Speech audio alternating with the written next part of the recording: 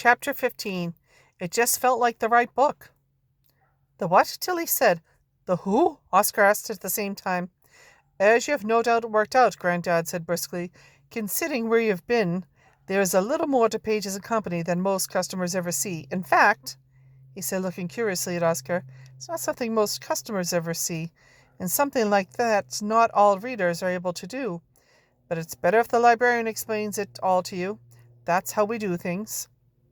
We? Asked Oscar, but he was ignored again. Are we going right now? Tilly said in surprise. No, not right now, but we do need to get relatively soon.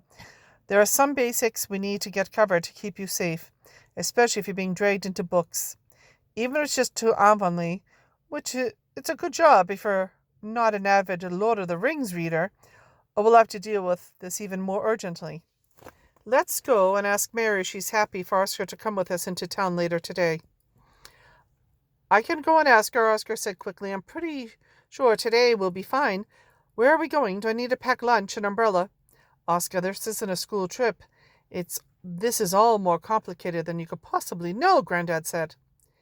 It's more complicated than the fact that we just traveled from inside a book?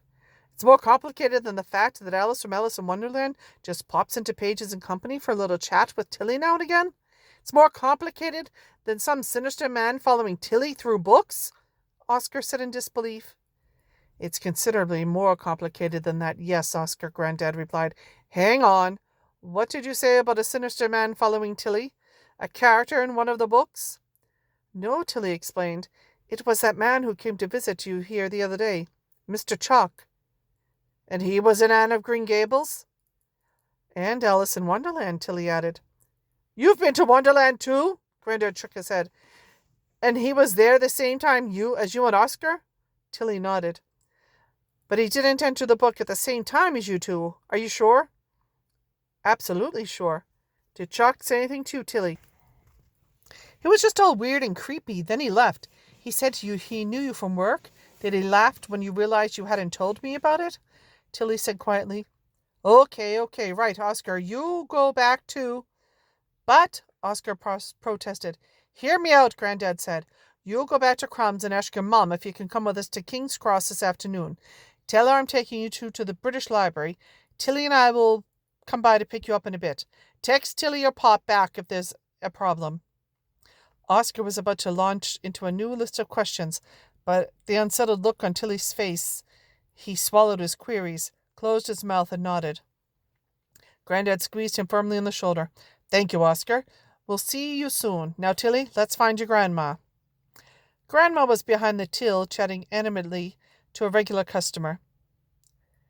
You're coming to the party on Wednesday, aren't you? They could hear her saying. So sorry to interrupt, Charlie, Grandad said to the customer.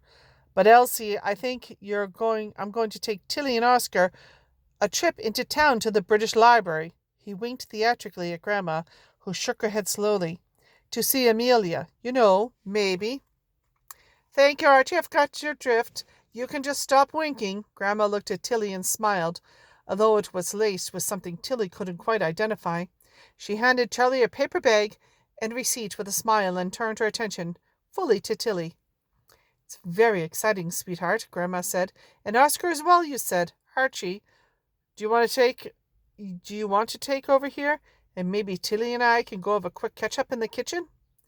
Tilly nodded in a dazed silence, not sure, quite able to wrap her head around her grandparents talking so casually about what seemed to be actual magic. Over a cup of tea at the kitchen table, Grandma watched Tilly carefully. I'm sure you've already told Grandad all this, but I'd love to hear. But when you first realized what was happening? I didn't realize it till just now, Tilly said. I didn't know what was happening to me, and when I first told Oscar, he thought I was imagining things because I felt sad about Mum after finding those books of hers. I'm sorry we didn't tell you earlier, Tilly, Grandma said.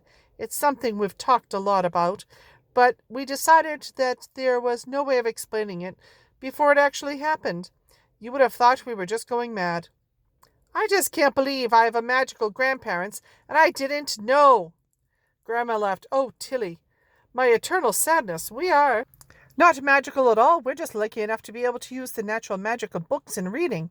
It exists for everyone, but some of us can exert a little more control over it, I can no more cast a spell than I can convince your granddad to stop hoarding shoeboxes. So where have you been so far? I hope it was somewhere particularly enjoyable and not too perilous. I went to a tea party in Alice in Wonderland first, and then to school with Anne Shirley, Tilly said, feeling like she was reading lines from someone else's story, not talking about her own life. Before I knew it, I could go inside books. When I just met with Anne and Alice at Pages and Company, I tried to get Sarah to come out of A Little Princess, but nothing happened. Why a little princess? Grandma asked slowly. I'm not sure. It just felt like the right book, Tilly said. It feels like ages since I read it, but Granddad had just told me it was my mom's favorite, and it reminded me of how much I liked Sarah. He did he? Grandma said. Well, I suppose that's true, but she liked a great many books apart from that one. And if you didn't know yet what was possible, I'm surprised nothing happened. When everything first kicks in, it's only the characters who had the very strongest relationships with the tend to start popping up. It's why Anne and Alice ended up visiting on Pages. Now tell me, what happened with Oscar? So Tilly told Grandma everything that had happened over the last few days, right up to Oscar getting yanked into Avonlea with her and them confronting Granddad. And that brings us here, Tilly concluded. Granddad says we have to go visit a librarian at the British Library. Well, it's sort of nearby to the British Library, Grandma said. But this is a bit of a special library and a bit of a different librarian. Different but wonderful, and it's brilliant that you get to share it with Oscar. It's going to have a friend around. It's good to have a friend around in this sort of situation. You mean the sort of situation where you find out you live in a magical bookshop and you can talk to your favorite characters? Tilly said, a flicker of excitement starting to glow inside her. Exactly, Grandma said, smiling. Chapter 16. Welcome to the Underlibrary. Archie! Tilly! Mary said, delighted to see them when they pushed through the cafe door a few hours later. Oscar was buzzing excitedly by her side. How lovely to have a visit. Sit down, and let me get you a pot of tea. Oscar says you've offered to take him to town with Tilly. Are you sure it's not an imposition? No time for tea, thanks, Mary, Granddad said. And yes, of course, happy to have him along. Give them both a change of scenery, you know. Oh, yes, Mary said, looking pleased. It would be good for Oscar to get out a bit and experience some culture at the same time.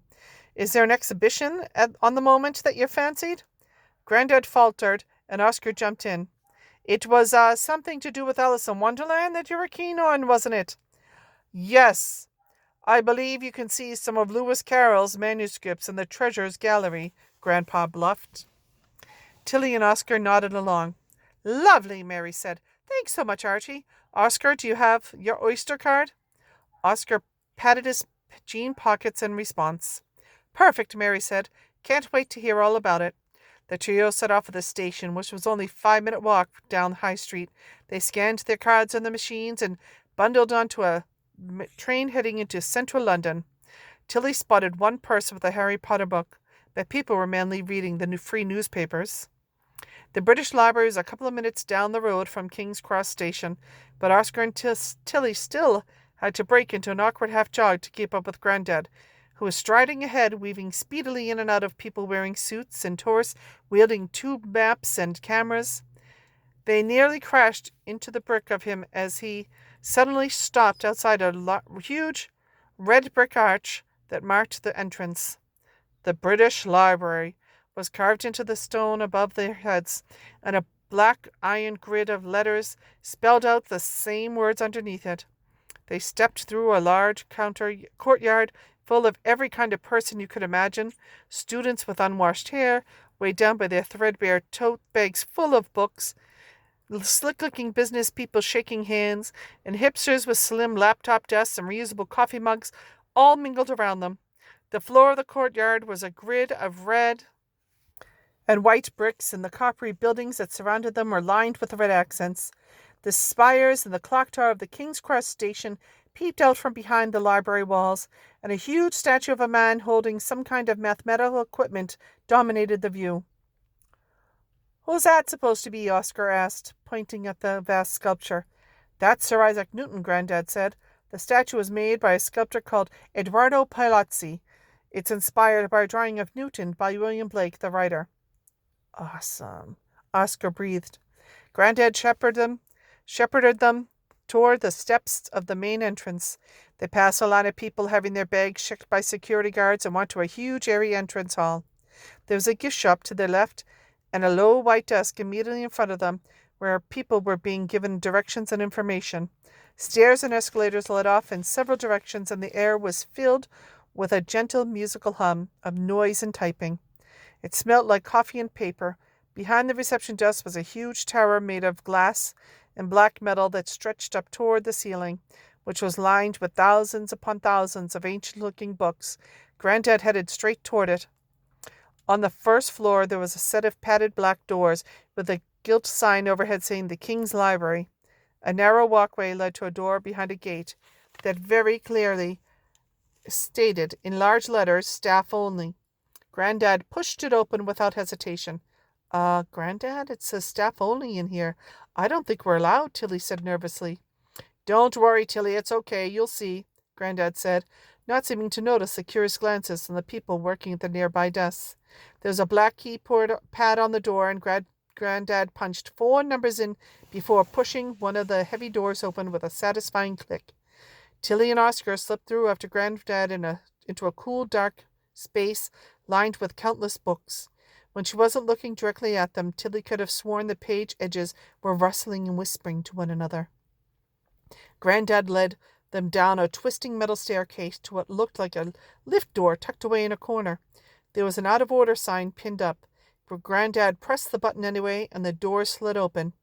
Tilly and Oscar looked at Granddad in confusion, but he pushed them gently inside. Most of the British Library is 4 levels under your feet, Granddad said, but, we're sort of borrow some of the space from there. Who's we? Tilly said, looking at him quizzically. You're about to find out, he said, as he swiped some sort of card down a slot and pressed one of the buttons. The lift juddered and started to move. Instead of going up or down, the now familiar toasty marshmallowy smell filled the air, and the sides of the lift cascaded down like wallpaper strips peeling away. In place of the beige walls, there was an ornate interior made of dark, shiny wood and gilt decorations. Lines of gold buttons stretched far from the floor to the very top of the lift, too high for Tilly to have pushed if she wanted to. The doors pinged open. Welcome to the British Underlibrary, Granddad said. After you.